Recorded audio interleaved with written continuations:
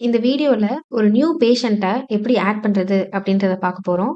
இந்த plus patient பட்டன click பண்ணிக்கோங்க. ஒரு பாப்பப் ஃபார்ம் ஓப்பன் ஆகும். பேஷண்ட்டோட ஃபுல் நேம என்டர் பண்ணிக்கோங்க. பேஷண்ட்டோட மொபைல் நம்பர், பேஷண்ட்டோட ஜெண்டர் ட்ராப் டவுன்ல செலக்ட் பண்ணிக்கோங்க.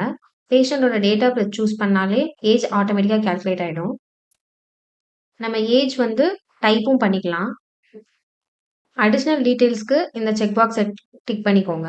பேஷண்ட்டோட இமெயில் இருந்துச்சு அப்படின்னா, இமெயில் என்டர் பண்ணிக்கோங்க. பேஷண்ட்டோட பிளட் குரூப் செலக்ட் பண்ணிக்கோங்க. பேஷண்ட்டோட மேரிட்டல் ஸ்டேட்டஸ் வந்து செலக்ட் பண்ணிக்கோங்க. பேஷண்ட்டோட ஆக்குபேஷன் வந்து சூஸ் பண்ணிக்கோங்க. பேஷண்ட்டோட சிட்டி டைப் பண்ணிக்கோங்க. பேஷண்ட்டோட பின்கோட் டைப் பண்ணிக்கோங்க. பேஷண்ட்டோட வெயிட் என்டர் பண்ணுங்க. பேஷண்ட்டோட ஹைட் என்டர் பண்ணணும்.